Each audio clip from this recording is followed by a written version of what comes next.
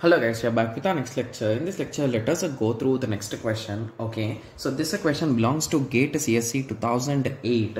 The given question is consider the following languages. Okay, so they are asking which of them is a context free. Okay, yes. So when it comes to option A, they are combining the count of M with P.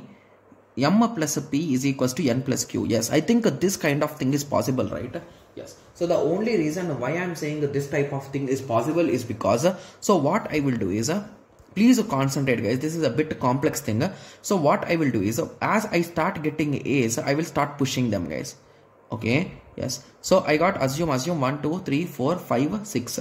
So assume that I got 6 A's here. So now assume I got exact 6 pieces. Assume it's a coincidence, okay? Yes, I will pop those 6 A's continuously and this B will also be done. So again I will repeat the same process. Again I will push C's and I will pop D's, okay? But there could be some cases, right, in which I am left out with a single A at the end. Okay, at that time there is no issue. I will continue pushing a C's and then I will continue popping at the end with respect to everyone, right? Yes. But there could be a case in which I have done with the A's. So I am one less A. So at that time I got one B extra. So now what I will do is I will push this B into our stack, guys. Okay, so please concentrate.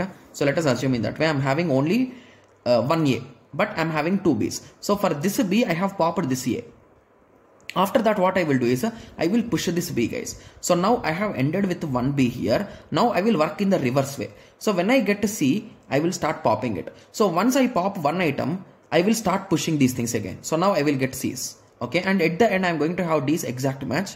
So I will cancel them. Got it? Yes. So this is a type of different method, right? Yes. So but that is possible guys. Similarly, moving on to the second one, here we are comparing side elements. So M with N and P with Q. Yes, that's also possible. Okay. So in the third option, we are comparing three-way comparison, not possible. In the fourth option, wow, we are doing something crazy. We are multiplying M and N. So multiplication, those type of crazy things are not possible, guys. Okay. Yes. So basically A and B are the possible things. So 1 and 2. So B will be the most appropriate correct answer. Got it? Yes. Okay.